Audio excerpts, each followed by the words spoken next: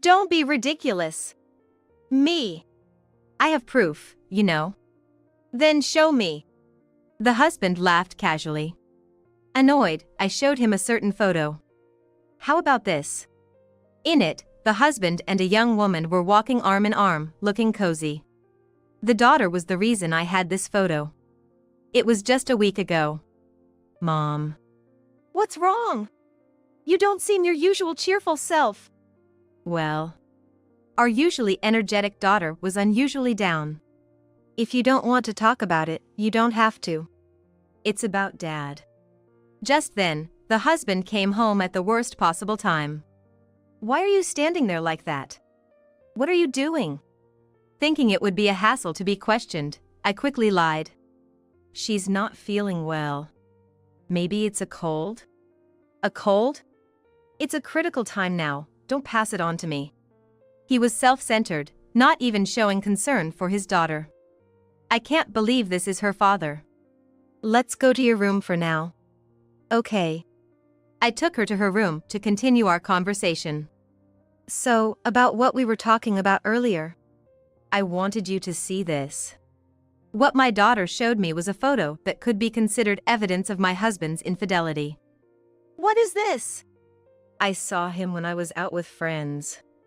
I took it on the spur of the moment. I knew it. What are we going to do now?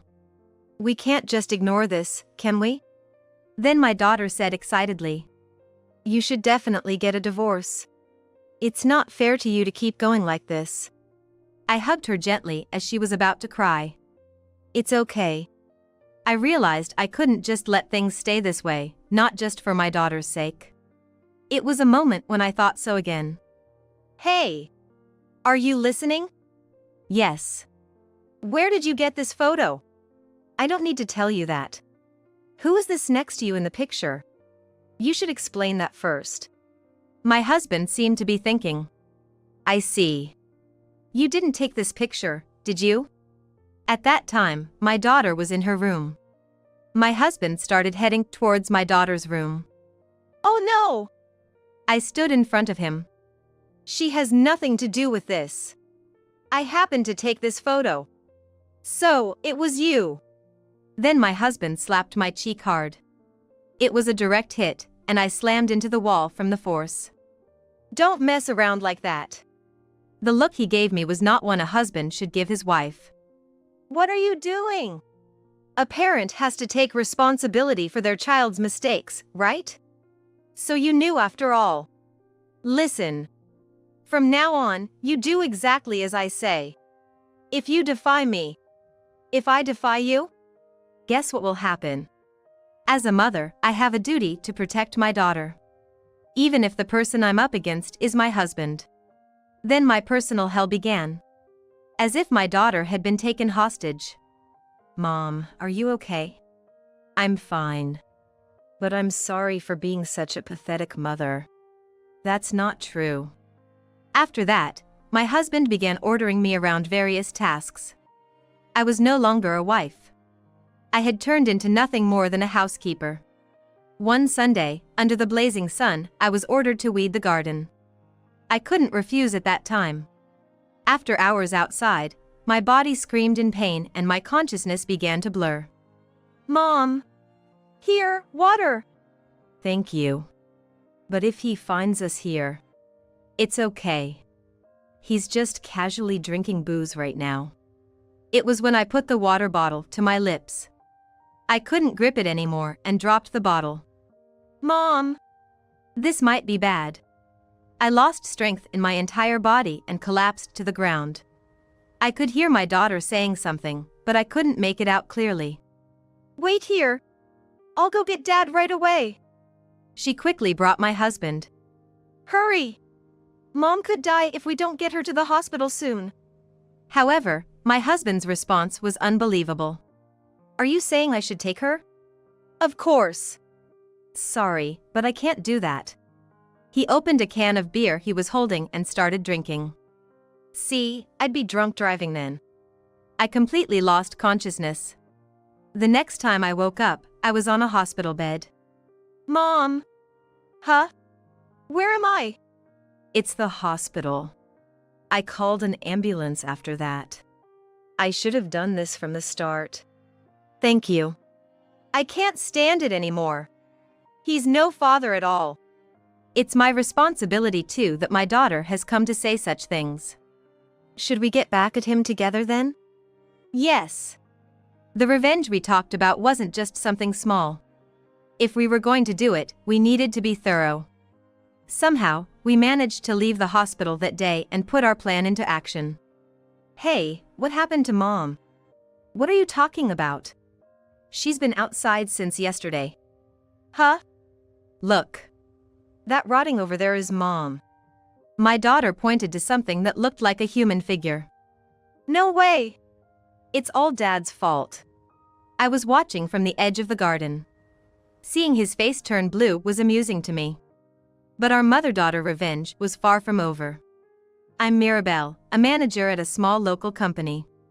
Work was going well, but my personal life was another story.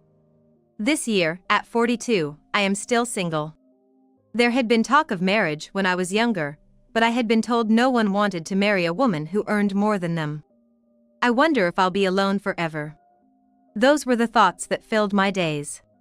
My turning point came at a networking event with a client. A familiar representative introduced me to someone. That was Tom, who would later become my husband. Nice to meet you. I'm Tom Turner. Pleased to meet you too. As we talked, it turned out he was a divorced single father. My previous wife died after giving birth to my daughter. Is that so? But is your daughter okay?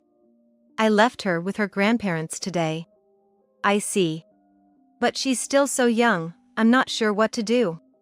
I wish I could offer some advice, but having never been married or had children myself, there wasn't much I could do. How about asking someone like Mirabelle? Wait, what are you saying? Well, you're single, aren't you? That's not the issue here. Really? I thought you were married. That. I get that a lot. You're so beautiful, after all. When was the last time someone had said that to me? Being complimented by a younger man caught me off guard. Eventually, we started going out for meals with a few people, but then one day, Tom showed up with a little girl. Is this the girl? Yes, this is my daughter Sally. She was a bit shy, but a very adorable little girl. How old are you, Sally? 4. Is that so? I had become completely smitten with this little girl. Then, Tom asked if the three of us could meet up next time. I'd be thrilled, but what about Sally? That's the thing, Sally actually said she wants to meet you. Really? It seems she really took a liking to you, Mirabelle. The thought of seeing that angel again made me uncontrollably excited. Still, I had my doubts. Am I really okay for this? Are you sure? Of course. So, how about we go out together next time? Yeah. After that, the three of us started going out more often, and about 6 months after we met, Tom made a request. I want you to marry me. What? I'm just an over 40 woman. Even so, I think you, Mirabelle, are the one. And Tom gently stroked Sally's head as she slept, worn out from playing. Sally wants it too, and above all, she needs a mother. A mother. That would give me more freedom too. He muttered softly. Excuse me? Nothing, never mind. I was a bit taken aback by his words. And was I okay with that?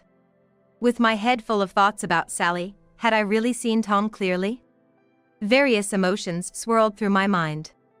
You don't have to answer right away. But I want you to think about it and give me your answer. Whatever it is, I'll accept it. After being told that, I couldn't just give a vague response. So, I took some time to think. I was so preoccupied with thoughts of marriage that I could barely focus on my work. And then, 2 weeks flew by. Thinking it wrong to keep him waiting any longer, I decided to give my answer. About that question you asked before. Yeah? If you're okay with someone like me. Is that? I'll marry you. That's great. Sally will be happy too. She hasn't been feeling well lately. Looking forward to our life together. At 42, I got married for the first time and moved into a new house. Thus, a new life began. We didn't have a wedding ceremony. Honestly, I wasn't very interested in that. By the way, what did your parents say about the marriage? I haven't even told them. Is that okay? It's completely fine. I've been estranged from them since my wife passed away, and trying to get close now doesn't make much sense. Tom gave a wry smile. Actually, I don't have parents either. You don't? They passed away when I was in high school. Oh, I'm sorry. Since then, I had lived with my grandparents, but they too had passed away a few years ago.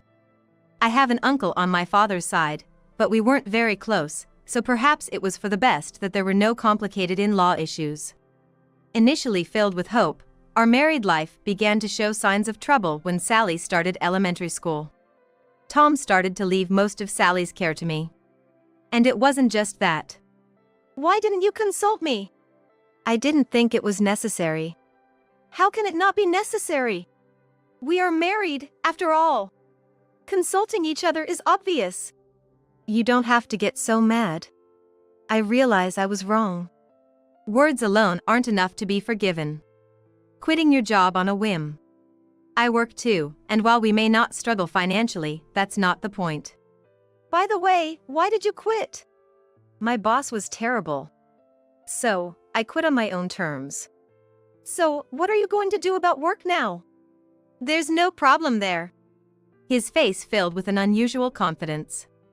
From now on, I'm going to be a novelist, something I've always dreamed of. Cool, right? I was left speechless. Tom was already 35 years old. I knew he loved novels. I remember him saying he'd like to write his own book someday. But not like this. Don't worry. Actually, I've been secretly writing one. Is that going to generate income? Income? Well, eventually, yeah. Eventually? It'll be fine. Where does all this confidence come from? Of course, I opposed the decision, but it was pointless after he had quit his job without consulting me. What worried me the most was Sally. I feared this might have a bad influence on her. Having a father at home might seem good at first glance. But Tom's recent behavior was the exact opposite. Hey, where are you going at this hour? Some novelist friends I met recently invited me out. I'll be right back. Wait. This kind of thing happened 3 times a week. He never gave a straight answer when I asked where he was really going.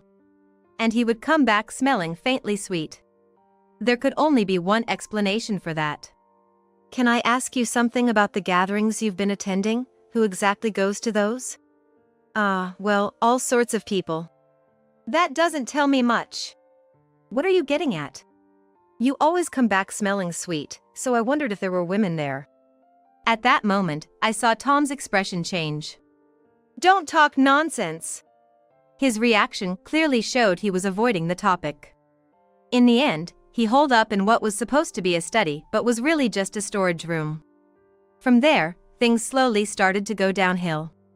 I hate to ask, but can you lend me some money? I need to go out. Again? You should be able to pay for that with your own money. Tom suddenly fell silent. Don't tell me you've used up all the savings too. So what if I did? His defensive reaction was unexpected. And it's been a while, but how's the novel coming along?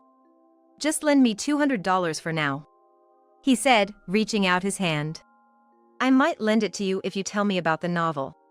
Then, I'll have it by next month. Next month, got it. Make sure you keep that promise. Hurry up and give it to me. I handed Tom $200. If Tom had been more serious, I wouldn't have had to worry so much. Eventually, even the next month, Tom didn't finish his novel and continued just to roam around drinking. I stopped expecting anything from Tom, and Sally started to distance herself too. It was hardly a family relationship anymore. When Sally was in her second year of middle school. I'm sure Dad is cheating. Where did you hear that? I saw it on my way back from school the other day. As I heard more, it turned out she had seen Tom by chance in a bustling area near the station. Please, more details. He was entering a hotel with a young woman, arm in arm. What should we do, Mom? You don't have to worry about anything. Okay. I confronted Tom that very day. Tom vehemently denied everything, but he seemed so desperate that it looked quite forced. Such a waste of time talking about this. It must be a misunderstanding. Then where were you at that time? I was at a meeting. With whom? At that, Tom reached his breaking point and began destroying things around him. What are you doing? Stop it! Shut up! When things got to this point, a conversation was out of the question. I was desperate to calm Tom down. Afterwards, he started lashing out every time something displeased him. It seemed like he got a taste for it because the same situation kept happening repeatedly. I might have to consider divorce at this point. While I was thinking about this, Tom, unaware that I was seriously considering divorce, came asking for more money. Can you lend me $1,000 this time? What do you need it for? There's a workshop for novelists. Looks like it's going to be an overnight thing. I almost sighed out loud. I've lent you money time and time again. You need to figure this out on your own this time. Wait. No way. Besides, I'm the one covering all the other living expenses. I have my circumstances too. What? A person who doesn't earn a cent talking about circumstances? If you really want to go, work it out yourself. When I refused Tom's request, he found an incredible way to solve it. It was a week later. Well, I'm off. I'll be back in 2 days. He left, full of energy. Where did he go? Who knows? He wouldn't tell me anyway. The worst. Right. If you have time today, there's something I need help with. Sure, I can help. What I wanted to do was organize the shed in the yard. Stored inside were antiques left by my father. Come to think of it, I've never seen inside. What's in there? Just a regular shed. I noticed something was wrong when I touched the door. It was supposed to be locked, but the door opened without any resistance. A bad feeling washed over me, and I immediately opened the door to search inside. Then I saw that the shelves, where vases and other small items had been placed, were neatly emptied. We've been robbed. Huh? My father's antiques are gone. That means Tom took them. So, he sold them? That's the only explanation. Could I just stay silent after something like this happened? Of course not. I immediately called Tom. Did he answer? No use. He's not showing any sign of picking up. What will you do? He's going to face the consequences. After about 5 calls, he finally answered. I'm busy right now. Busy? You've done something terrible. What are you talking about? You sold the antiques that were in the shed, didn't you? Oh, that. Just as I thought. We can always buy them back later. They brought in good money. Those things should be used effectively, that's how it works. I see. That's enough for me. I hung up unilaterally. Talking to such a man any further was disgusting. Before Tom could return, I decided to prepare the divorce papers. In the end, Tom did not return home on the scheduled day.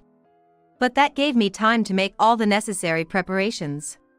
Then, one day, an elderly man came to visit the house. Who are you?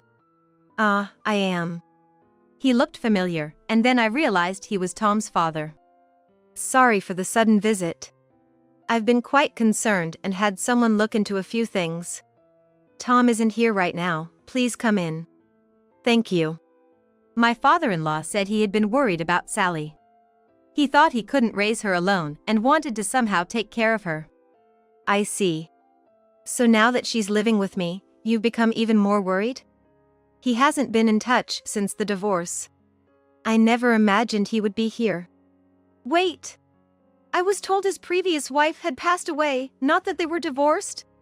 If his father hadn't heard from him since the divorce, I could understand his persistence. I was curious why Tom had not been in contact with his parents.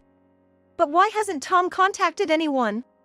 I heard he wasn't on good terms with both of you and your wife. I suspect he was just looking for a convenient woman. Being used? The reason he divorced. Yes, it was his infidelity that caused it.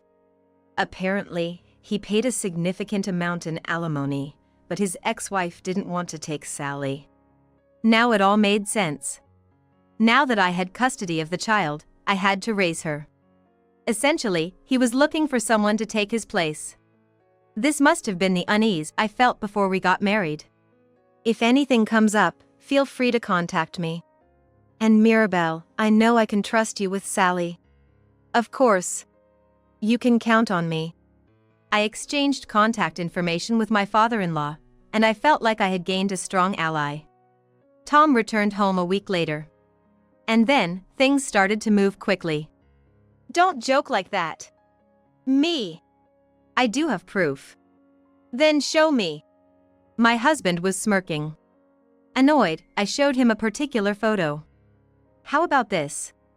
It depicted my husband walking arm in arm with a young woman, looking cozy. The photo came from my daughter. It was just a week ago. The day my father-in-law came to our house. Mom. What's wrong? You don't seem your usual cheerful self. Well, my usually energetic daughter looked unusually down and seemed to find it hard to speak. If you don't want to talk about it, you don't have to. It's about Dad. Just then, my husband came home at the worst possible time. What are you standing there for? Thinking it would be troublesome to be questioned, I quickly lied.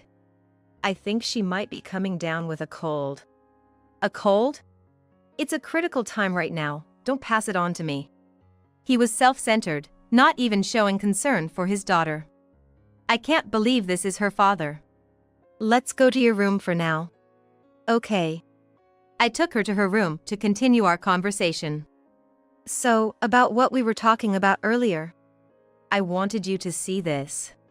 What my daughter showed me was a photo that could be considered evidence of my husband's infidelity. What is this? I saw him when I was out with friends. I took it on the spur of the moment. I knew it. What are we going to do now?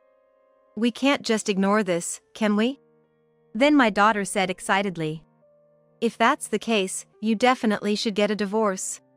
It's too sad for you to continue like this.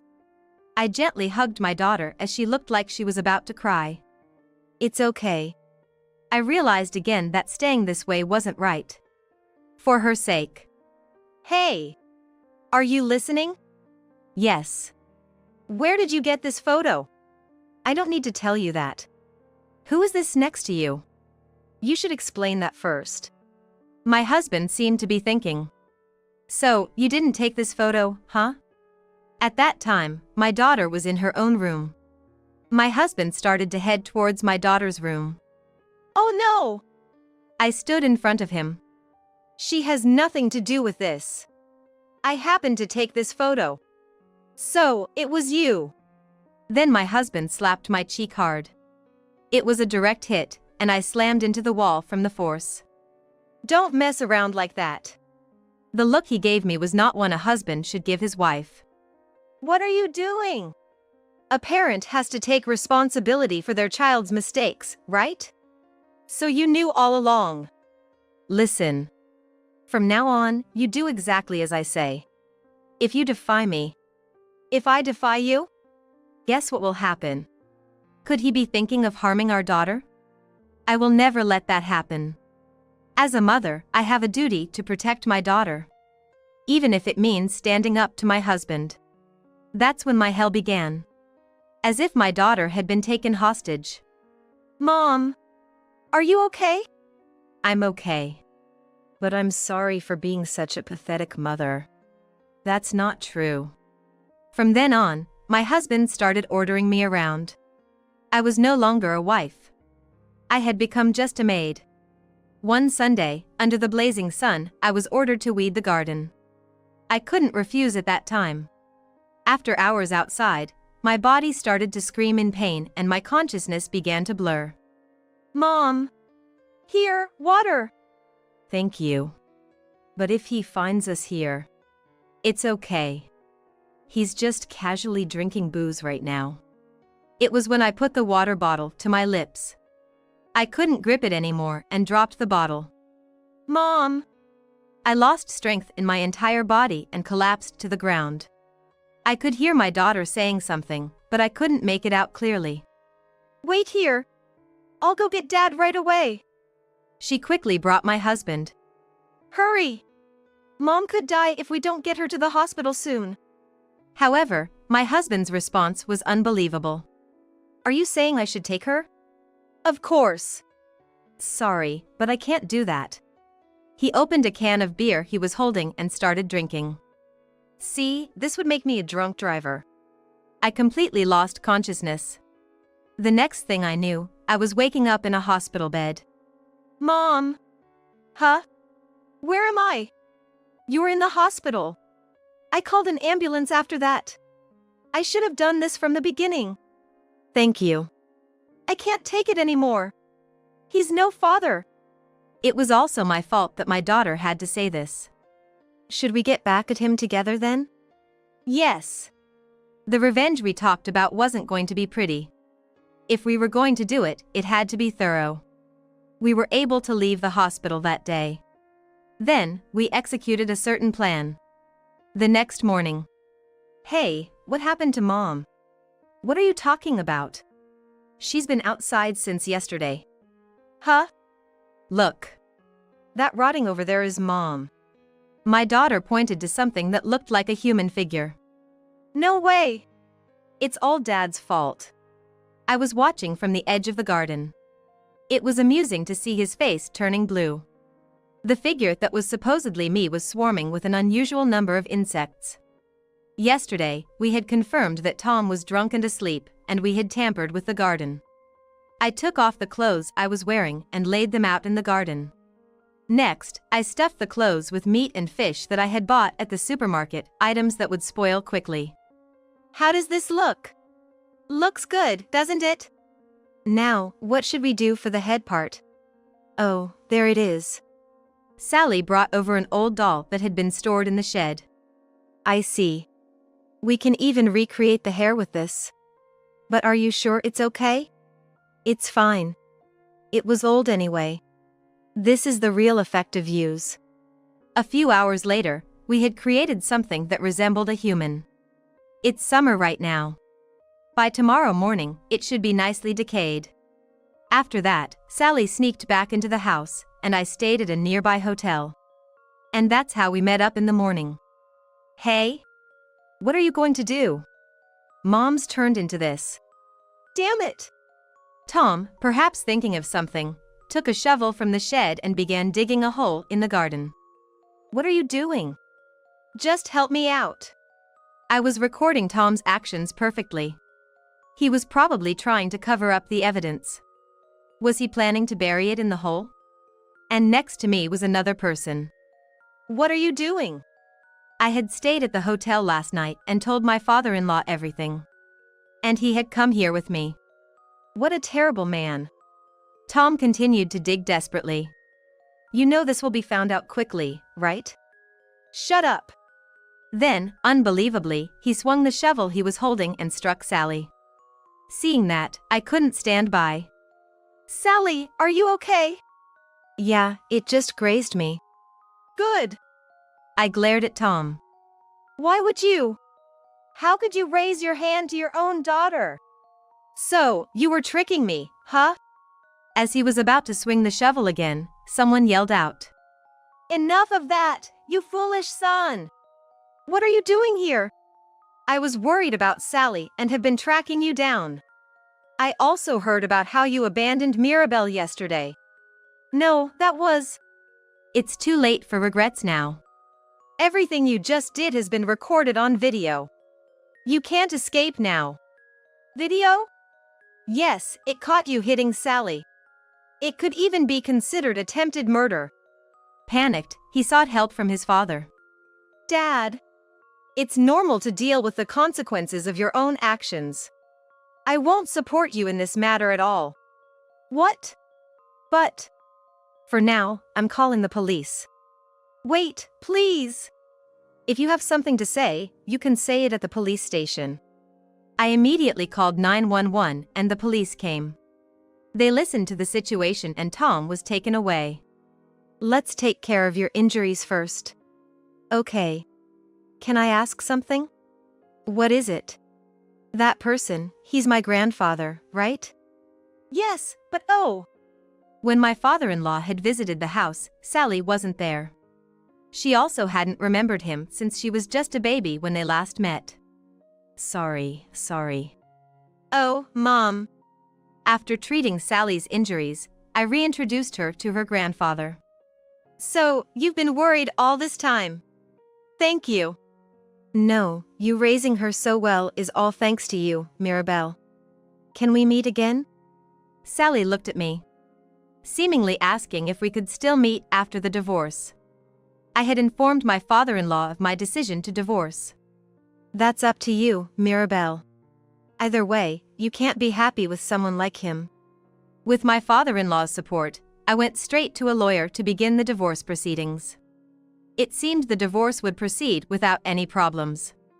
All that was left was to find out who Tom's affair partner was and demand alimony. After that, Sally and I decided to move immediately. Tom, taken away by the police, would be spending some time at the station. What will you do? Will Sally go too? Yes. I have to say something to him. We went to the police station to see Tom. He looked utterly worn out, a shadow of his former self. What, you came to laugh? Oh, huh? And Sally is here too. Sally too? Dad. I'm really sorry. I didn't want an apology. I think you should just stay there forever. What? Well, that's how it is. And we've thoroughly investigated your affair partner too. What? So, expect a formal demand for alimony. Subsequently, we successfully demanded alimony. The amount was $40,000. Moreover, Tom was unemployed at the time. The novel he claimed to have written turned out to be on the level of an elementary school essay. This is crazy. Don't laugh too much, okay? I successfully obtained custody of Sally, and now we are living in our new home. We may not be related by blood, but we are bound by a stronger bond. From now on, we intend to make it on our own together. My name is Faye, and I work as an administrative staff member at a university medical office. I married a man named Stephen. I thought this would be the start of a second chapter in my life, but little did I know, our marital life would end up being so short. I hadn't expected this when we got married. Stephen has been working as a manager at a home improvement store since the time we were dating. My impression of Stephen from when we first met was that he was kind, cared about family, and was decisive. He confidently proposed to me, and I accepted without hesitation, seeing him as a reliable person. Stephen, who had been living with his parents until then, moved out of his home when we got married and began living with me. Both of us have busy work schedules, but somehow we managed to sync our days off and were planning our honeymoon. Just talking about it was fun, and at that time, I felt really glad that I married Stephen. However, slowly the atmosphere started changing. The place where Stephen and I lived was a 3-bedroom apartment, just 2 years old. It was new, but it was a bit far from the city and wasn't a luxury high-rise, so it was quite affordable. Considering all that, I decided to take the plunge and make the purchase. Living there was nothing inconvenient, and Stephen never had a taste for luxury. So, you could say it was quite comfortable. One day, Stephen told me, my mother and sister want to come over to see our new home tomorrow, so I've invited them. Hearing this, my initial thought was that he should have discussed the date with me beforehand. After all, Stephen would be off work tomorrow, but I had to work. His decisiveness was good, but sometimes he hurt me by not considering my feelings. I'll be at work, is that okay? Hearing that, Stephen said, well, that's fine. We'll just look around the house a bit, and that should be it. I agreed, assuming that was all there was to it. However, the next day when I came home from work in the evening, the atmosphere in the house was lively. There was a pleasant smell, and when I entered the living room, there were Stephen, my mother-in-law, and sister-in-law. The three of them had prepared food and drinks and were enjoying themselves. What's going on? I blurted out. My mother-in-law, seeming a bit tipsy, greeted me with a high-spirited, "Oh, Faye, you're home. Done with work? You've been working hard." My sister-in-law looked at me and cheerfully said, "Hey, Faye. You must be tired. But, wow, this house is amazing. It's not fair that you get to live in such a place." Stephen was joining in the fun, and I was the only one in the room who was out of the loop. I was told you were coming for a house tour, but did you plan on having dinner as well? I asked, trying not to upset them, as what was happening was different from what Stephen had told me. I felt a bit upset, but Stephen, with a smile, casually replied, my mom and sister said they had plenty of time. So, we thought why not have dinner?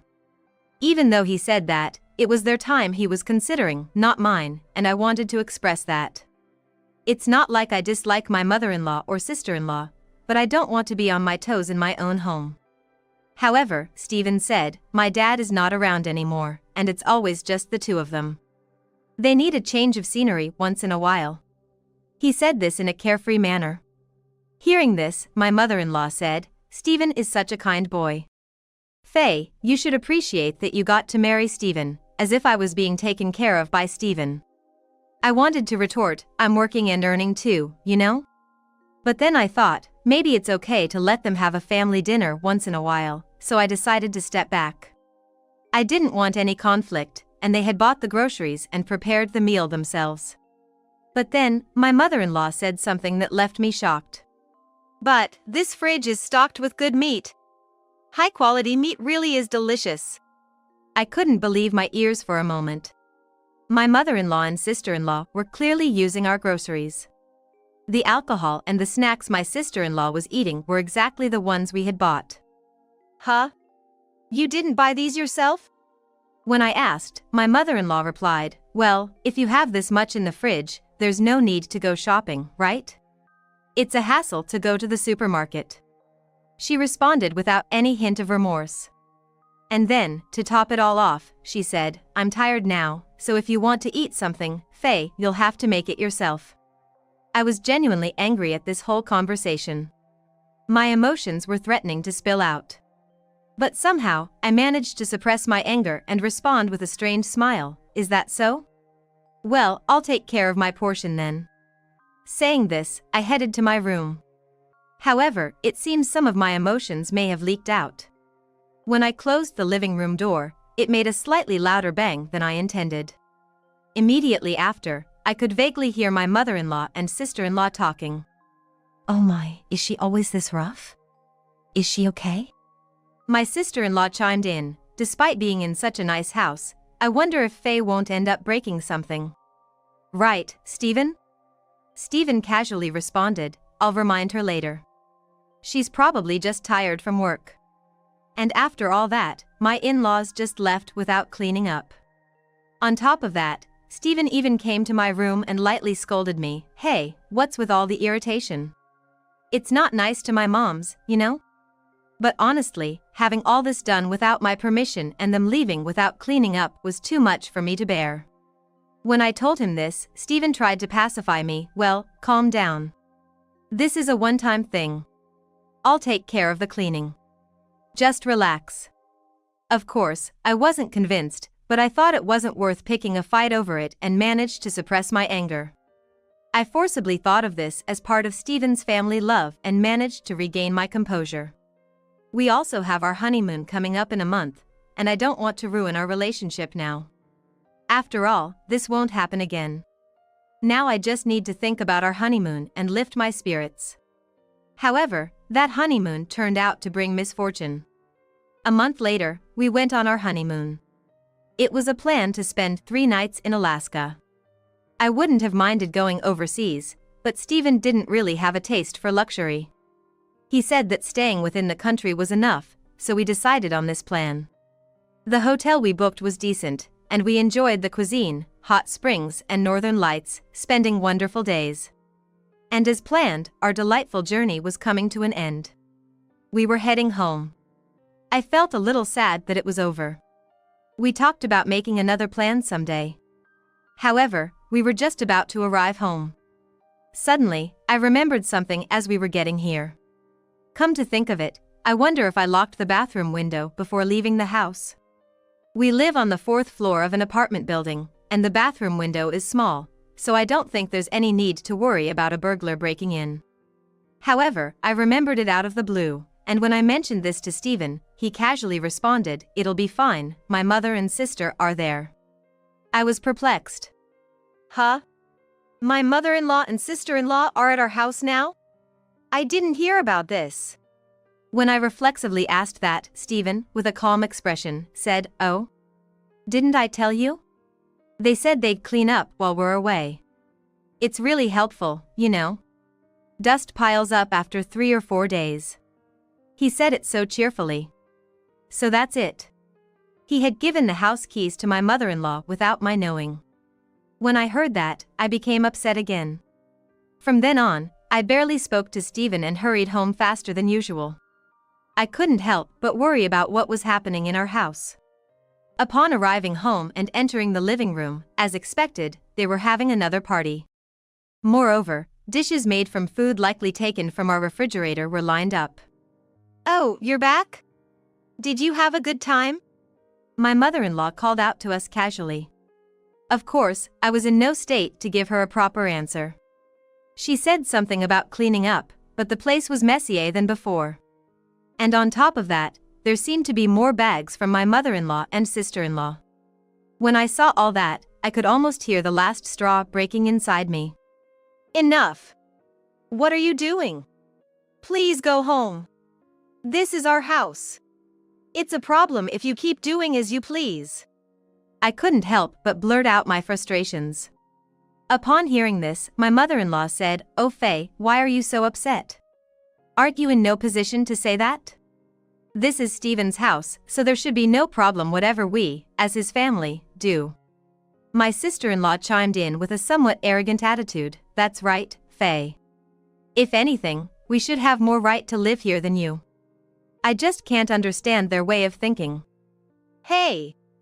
I'm paying for this house too, you know. It's my house as well. So, I need you to get my permission too. I was filled with a feeling that I didn't want to hold back anymore. There was also a concern that if I didn't retort, they would get carried away. But what drove me further was the unexpected Stephen. "Hey Faye! You need to stop. How can you speak to my family like that? We're all going to live here from now on. Don't be so selfish." Upon hearing his words, I was momentarily stunned. Live with these in-laws? Was it decided without my knowing again? When that thought crossed my mind, I couldn't help but retort back to Stephen. "So, why do you decide on your own without telling me? Can't you consult with me at least once? Who's being selfish here? Don't be ridiculous." The cheerful atmosphere from our honeymoon trip was nowhere to be found. The room had completely turned into a battlefield. But it was Stephen, as always, who put an end to the tension. "Enough. If you hate living here so much, Faye, you can leave," he commanded, as if to finish me off. But his words had the opposite effect on me. They cooled me down. I must have come to realize that I couldn't go on living with these people anymore. And if that's the case, there's no reason for me to stick around with Stephen and the others. I could have asked Stephen, who said such a thing, "Are you sure about that?" but I didn't. However, my desire to avoid further involvement was stronger, so I allowed myself to say it casually, all the while grinning. "Okay, got it. I'll be out of here in no time." I don't think my mother-in-law and sister-in-law understood why I was smirking, but they'll find out eventually. Afterwards, I quickly packed up only the essentials and left the house. Stephen's parting words were, "Cool off for a while," but I was already cool and had no intention of returning. He seems to think I'm coming back. I contacted my parents, asked to stay with them temporarily, started preparing for divorce, and began looking for a new place to live. Stephen tried calling me a few times, but I ignored him because I was busy with various things. But after about 2 months, I had settled into my new place. Remembering that I still had belongings at the house I shared with Stephen, I decided to take his call for the first time in a while. And right away, I could tell that he was panicking. "Faye, finally. What are you doing? Come back, now." He repeated this in a rush. That's right, Stephen thought I was coming back, I remembered. So, I answered firmly. "No, I'm not coming back. Actually, I've already filed the divorce petition and consulted a lawyer. Let's talk about the property division." He was stunned. "Huh? Divorce? Please, not that. I can't deal with that right now," he pleaded, becoming even more frantic. To be honest, I had a pretty good idea of what was going on. When I asked, "What's the matter?" he replied, "I'm broke. I'm already in debt. So come back quickly." Well, that was to be expected, I saw it coming. He must have thought he could afford to kick me out because I would come back. But sorry to disappoint, he was wrong. Stephen wasn't making much to begin with. I think his take-home pay was about $2,000 a month. But the monthly mortgage for the condo we bought was $2,000. So how was he paying for it? I was paying $1,500, and he was only putting in $500. I was earning over 3 times his salary, so that wasn't a problem. That's why I was covering all the other expenses, like utilities and groceries. Even our honeymoon had to be modest because he said he didn't have any money. I realized at some point that he didn't lack expensive tastes, he just simply didn't have the income. So once I left, he had to pay for everything on his own. The condo was in his name, and the payments were taken from his account. So, once I left, he lost the $1,500 I used to give him every month. Moreover, Stephen's jobless mother-in-law and sister-in-law are living with him. This is certainly going to add to the living expenses. So, it was only natural for me to be upset when Stephen made decisions about the house on his own or casually used things from the fridge. With just his salary, they wouldn't last a month. A life drowning in debt is a given at this rate.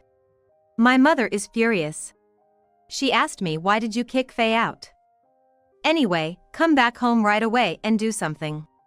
I was at a loss for words. As it seems his mother and sister were under the mistaken impression that he earns a decent living. After all, he does have the title of store manager. But, it's a harsh reality that this title doesn't necessarily translate into a high salary. We bought a somewhat decent condo, and they entirely believed that Stephen was the one who paid more. It's pitiful, and there's no other way to describe it but foolish.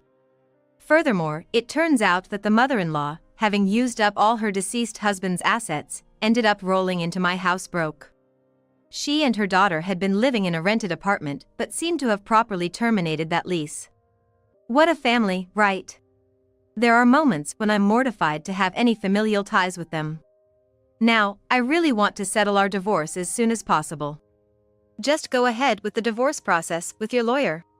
Then, I'll consider the financial aspects. Upon hearing this, Stephen said, "Oh, really? Okay, all I need to do is just filling out the paper with my lawyer and sending back to the court, right?" with a voice that sounded as if he had been saved. Our divorce was finalized without any issues. I visited my previous residence to organize my belongings. After I completed the shipping procedures for my luggage.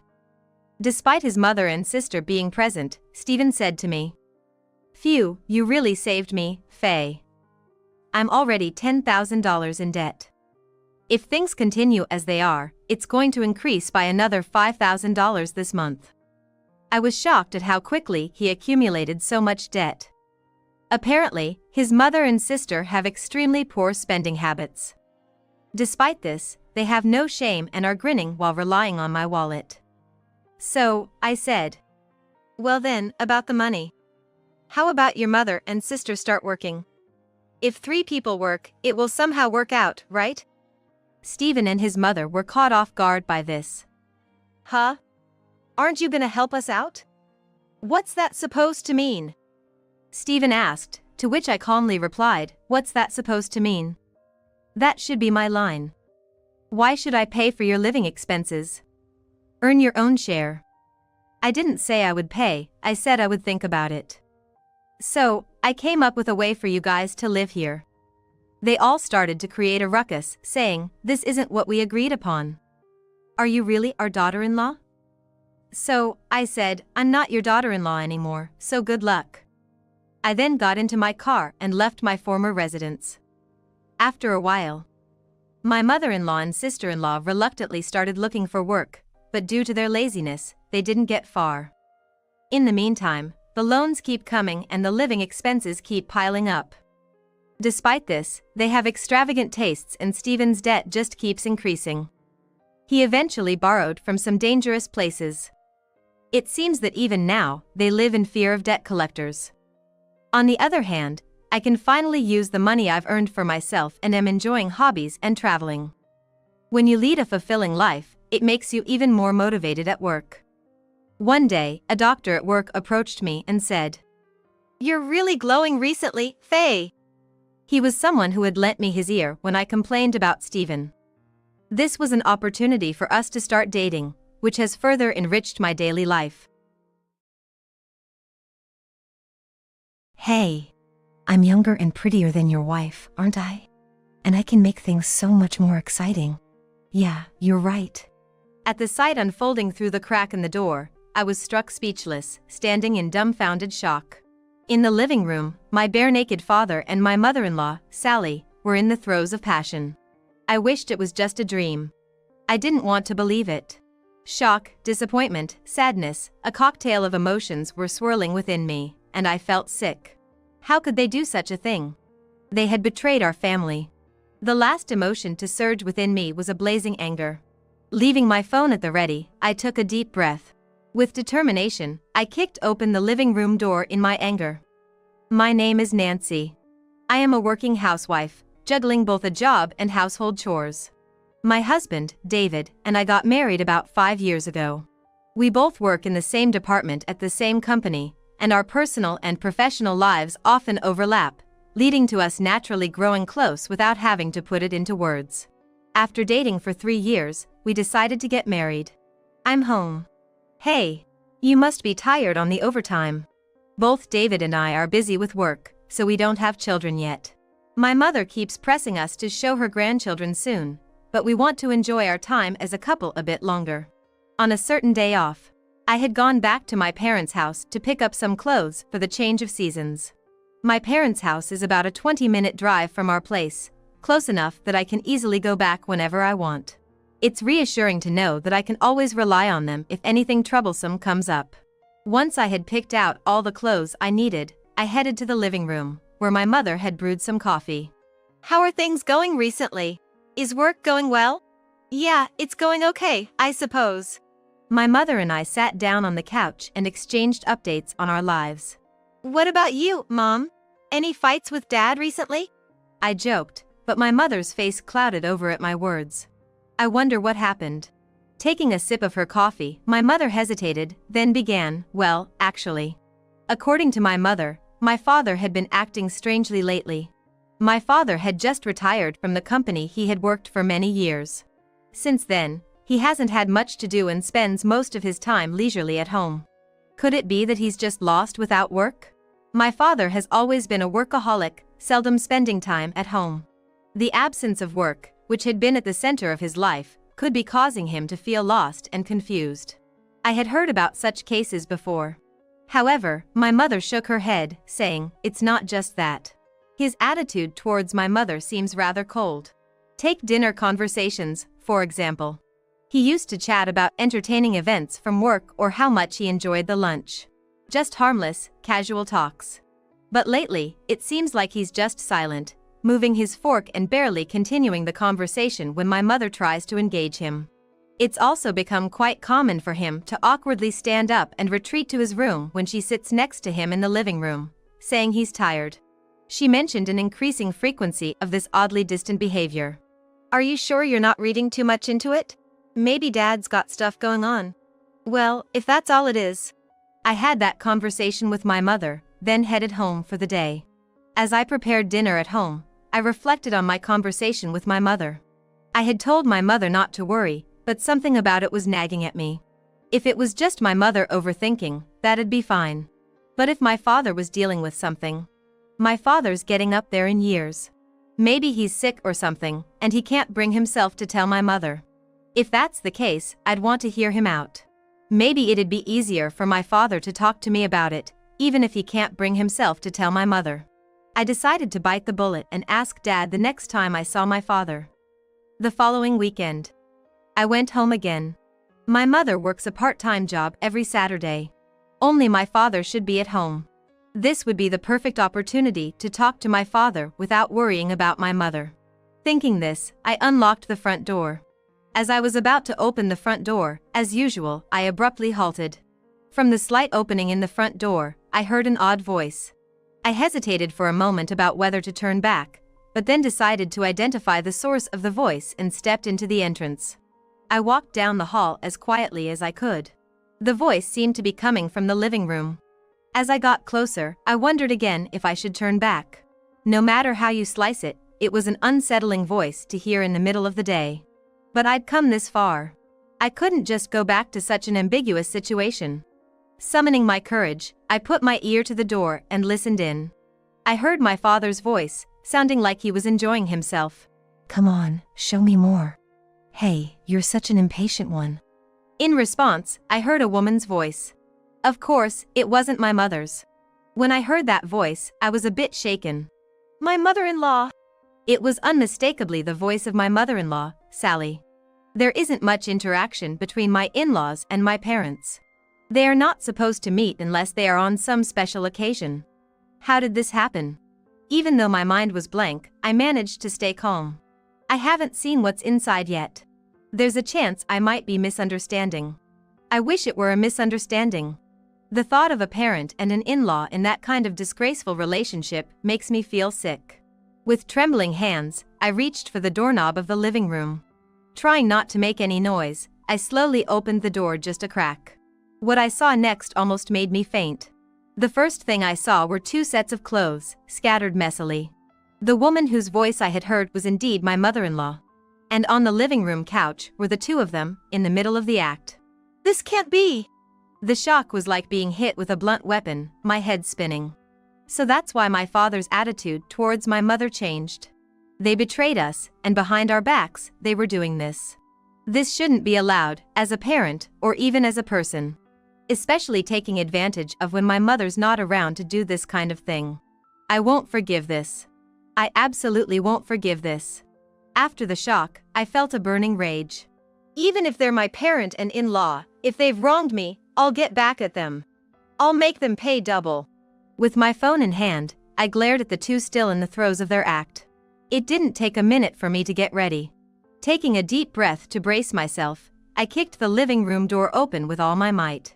What the hell are you two doing? Shouting with all the anger I could muster, the two of them jumped like scared rabbits, looking at me with genuine shock. After a moment of silence, my father, who seemed to have recovered quicker, ran off without picking up his clothes. Wait a minute! Stop! My mother-in-law followed my father in a flustered manner.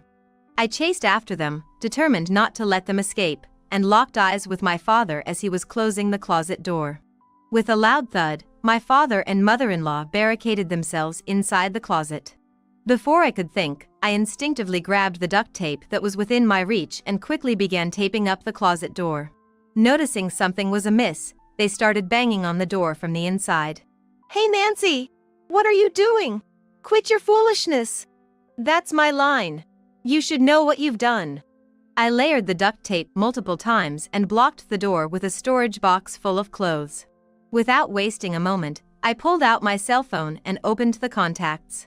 Upon pressing the call button, I quickly got a response. Nancy? What's the matter? The person on the other end was my father-in-law. He seemed a bit surprised as I seldom call him at this time frame. Hello? I'm sorry to bother you, but I need you to come over to our old house right away. Upon raising my voice so it could be heard inside the closet, a scream from my mother-in-law echoed out. Then, the sound of the door being pounded increased. No, it's not like that, Nancy. He invited me. I did nothing wrong. What the hell? It was you who initiated this.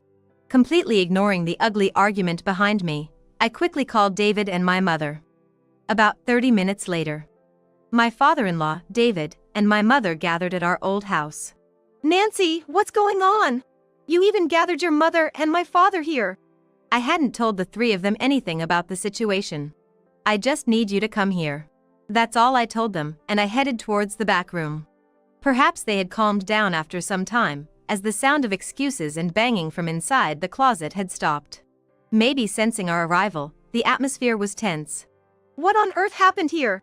Seeing the dramatic scene around the wardrobe, my mother was confused. Just see it. As I moved the box aside, I began to tear off the duct tape. A scream was heard from inside, perhaps due to the sound of the tape.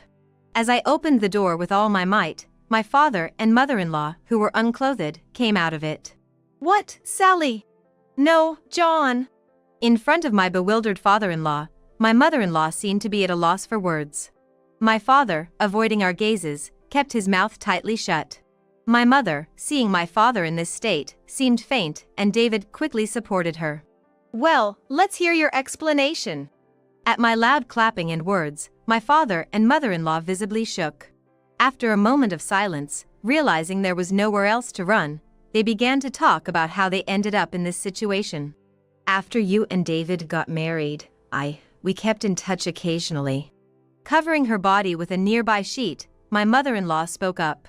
Apparently, at first, they were just talking about their personal lives and complaining about stuff over the phone. Over time, they started to see each other as more than friends and began to go out together. Then, after they'd been out drinking one day, in a drunken haze, they did that kind of thing. I couldn't stand to listen anymore and was about to cover my ears when my father-in-law, who had been silent until now, stepped forward. Startled, my mother-in-law clung to his feet. I'm sorry. I won't do anything like this again. You'll forgive me, right? Right? My father-in-law didn't say anything, just stared at her as she began to sob uncontrollably. After a heavy sigh, he said, "Sally, we're getting a divorce."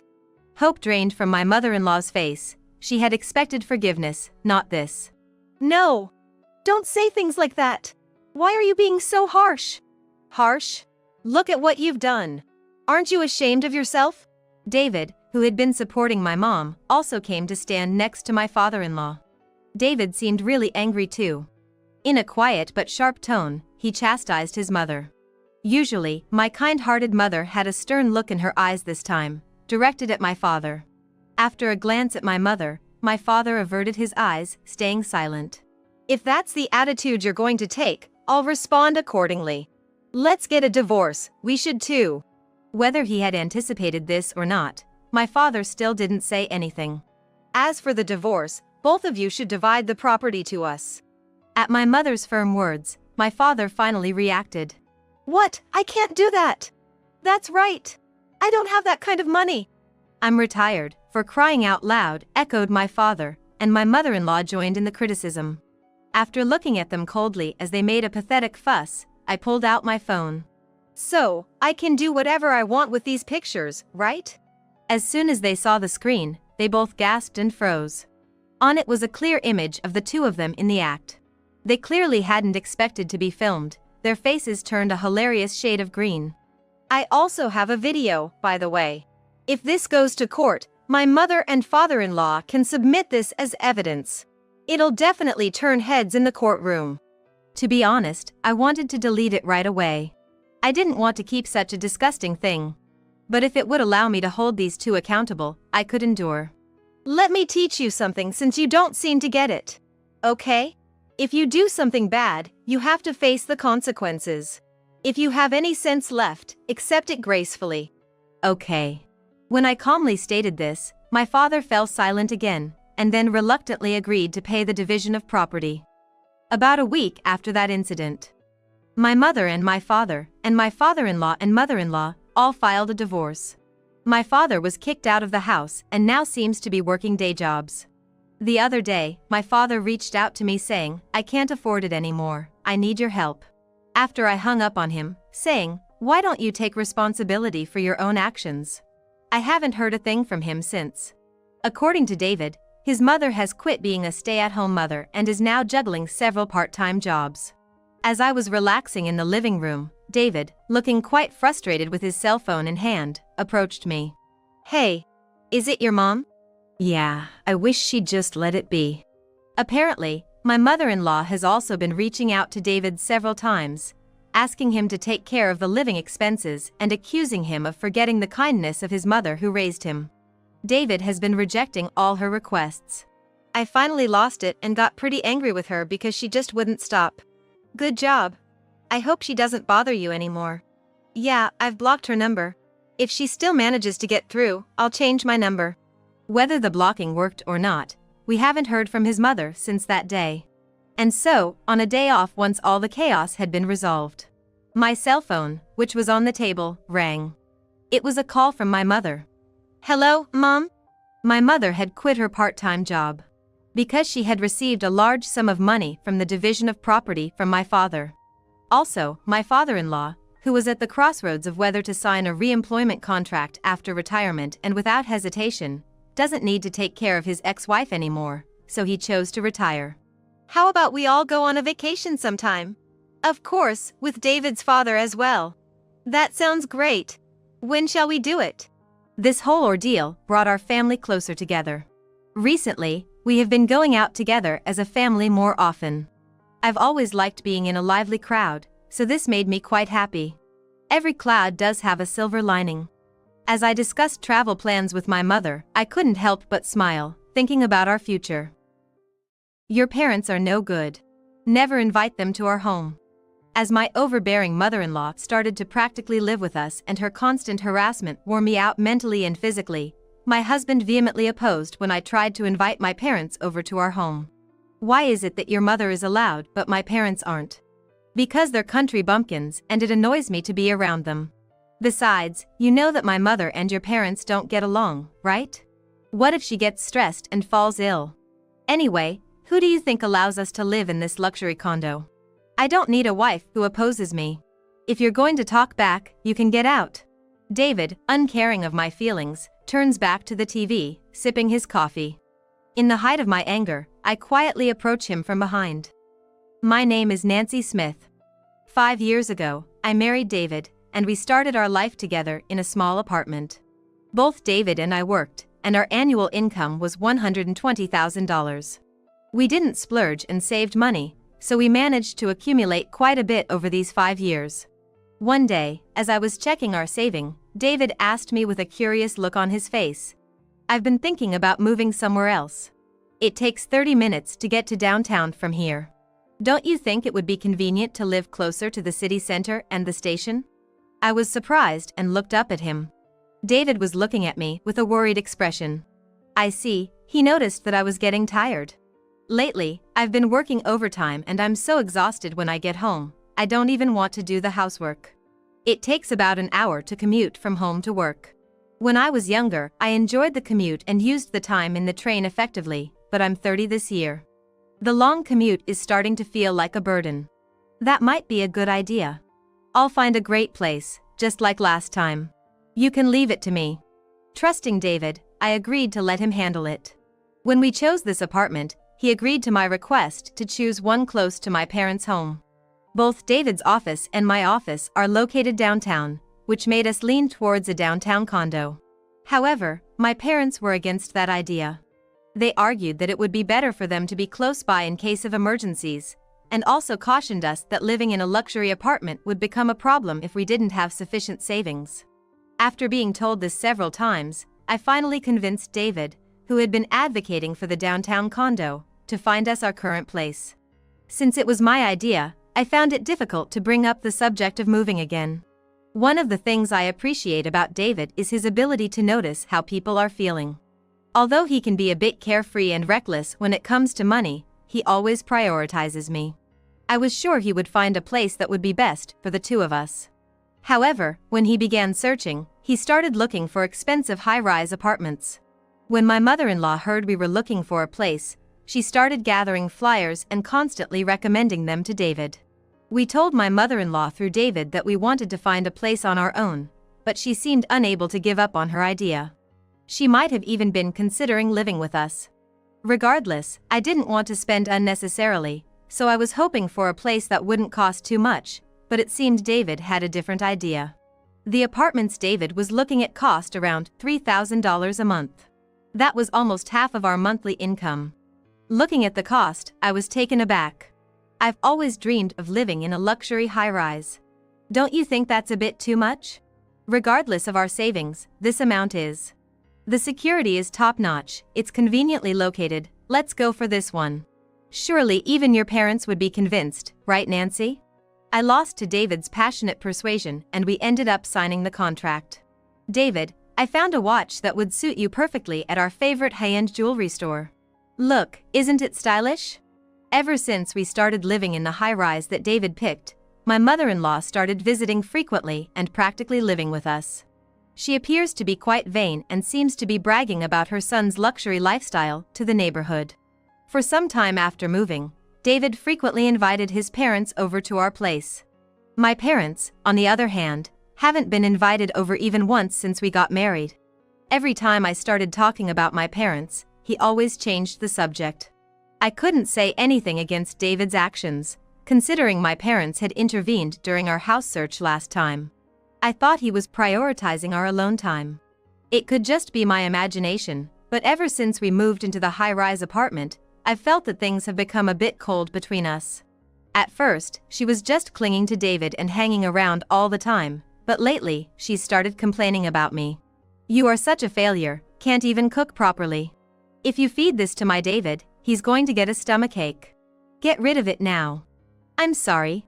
I'll cook again. No. We're going out to eat today, so you don't have to cook anymore. Your cooking is one thing, but you can't even clean properly. Make sure the entire house is spotless by the time we get back. Also, tell me your bank account information. Since this is all your fault, we'll make you pay with your savings. This isn't meant to be a nuisance, we're doing this for your own good. We're testing if you're suitable to be my David's wife. Everyone goes through this. Practice your cooking for next time. Saying this, my mother-in-law took David and left the room. David looked at me apologetically. Tired from the hard life of working on weekdays and spending time with my mother-in-law on weekends, I decided to talk to David after she left. I remembered that my mother-in-law didn't like my parents, and tried to invite them over under the pretext of reducing the burden, but David stubbornly refused. Don't ever invite your parents. If you don't like it, you can leave. I've been thinking this for a while. Your parents are too country, it disgusts me. It irritates me being around them. Besides, you know that my mother doesn't get along with them, right? What if she gets stressed and gets sick? What? I've been tolerating so much and this is what I get? I swallowed the words that were about to leave my mouth. David snorted, glared at me, then turned to the TV and started drinking his coffee. I silently picked up my mug from the table and left the room. It's your mother who's gross, hovering over her son without ever cutting the umbilical cord and cooing over him. I wanted to fire back. But perhaps David had meant what he said. That thought kept me from retorting. I tried talking to David several times about how his mother was becoming a burden, but he just brushed it off or sided with her. I also could not accept that we were not allowed to invite my parents. On top of that, David's attitude towards me grew colder and colder, and there were times when he treated me like a housemaid. How can he be so arrogant? Does he truly understand the situation? What happened to the kind man he used to be? We're not living in this apartment solely because of him, are we? I'll never forgive him. Finally, I couldn't stand it anymore and I made a decision. I'm moving out today. Don't regret it later. David's attitude remained unchanged. He seemed to think, let her do as she pleases. Perhaps because I hadn't mentioned divorce. Disgusted with the tiny part of me that was still hopeful, I left the room for the time being. Just 2 months after moving into the apartment, I decided to pack up and move back in with my parents. Speaking of which, I hadn't properly told my parents about moving to the apartment because things were so hectic. When they saw me suddenly back home, they were in a state of panic. What happened with David? Why didn't you tell us about the move? What about your job? They bombarded me with questions. However, in the end, they welcomed me warmly. I gave them the exact address of the apartment where I had been living with David until recently. If it's an apartment in this neighborhood, then it's managed by our company. Didn't that bonehead realize? I thought I had told him that it could be useful for future house hunting. Is that true? In that case. I remembered the condescending look on David's face and couldn't help but smile a grim smile. As it turns out, the apartment was managed by the company run by my father. To add to that, I was informed that there was an unbelievable footage on the surveillance cameras. I asked my father to show me the footage. I've never seen this woman before. Was he cheating? Unbelievable. The footage showed David deliberately coming back to the apartment during the time I was at work. Then after a while, an unfamiliar young woman entered the apartment. She was a flashy woman with lots of expensive-looking jewelry. Looking at other footage, there were images of him having secret meetings with different women. Despite the trust one had, to think I was betrayed long ago. There were no signs, like the scent of another woman in the apartment. How did he cover it up? I was certain of David's infidelity and decided to get a divorce. Payback time. So the words he swore in front of us at our wedding were a lie. I thought he was a bit of a playboy, but I never expected it to be this bad. I'll help out for Nancy's sake. My father and I headed to the detective agency to request an investigation into David's affair. The facts uncovered by the investigation surpassed our wildest expectations. David was currently having affairs with 2 women. The one he seemed most involved with was the daughter of a listed company. She seemed like a reserved and quiet lady. She could easily afford rent as high as the penthouse we lived in until recently. Looking at the list of women David has chosen, my suspicions turned into certainty. There was never love between us. The investigation by the detective agency was perfect, and every detail of David's affair was recorded in photographs. Even seeing these, I feel nothing. It's strange how cold I've become to someone I used to love so much. I wonder what kind of face he will make when I present all these facts to him. Thanks to the detective agency's investigation, it was also revealed that my mother-in-law was also living in the room in breach of contract. Finally, I've got all the evidence. Now I can get back at those 2. I pictured David clinging to me and smirked. I made a phone call to summon David and my mother-in-law. David, it's been a while. I need you to come to my parents' house right now. There's something important to discuss. The conversation will be brief. I'm a bit busy right now, and I don't know what this is about, so can we do it later? I'll call you back. David hung up the phone unilaterally. He's probably thinking I'm going to come back to him. What a shame. You will know what happens next soon. My father and I headed towards the apartment. It should be about time for him to meet his mistress. When we rang the doorbell, David came out. Long time no see, I decided to drop by. Oh. Is there anyone with you? Sorry for the intrusion. Yeah, my friend. Oh really? A friend, huh? I casually tossed a bundle of documents from the detective agency at David. Pictures of the affair scattered across the floor, and the girl, a CEO's daughter who had heard the commotion, came out from the back. No, this isn't true, is it? She looked back and forth between the pictures and David, probably realizing what was going on. She seemed incredibly shocked, grabbed her bag and ran off. David stood there dumbfounded. Well, sorry to interrupt your rendezvous, but what's this about?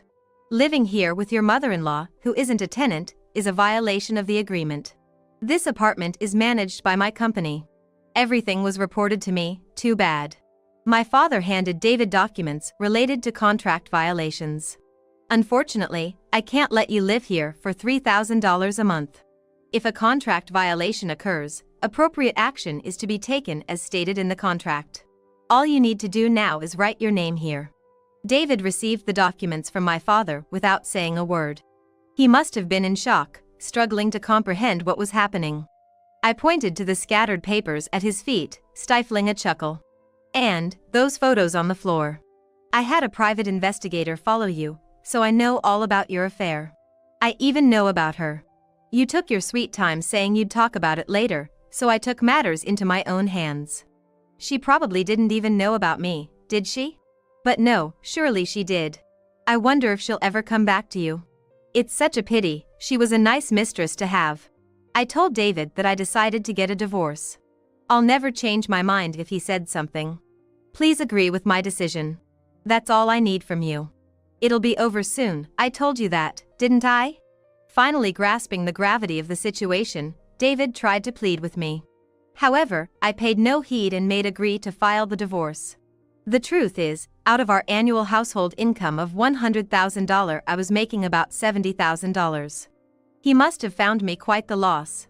After, unable to pay the monthly rent of $3,000 and the penalty for breaching the contract, David and my mother-in-law were forced to leave.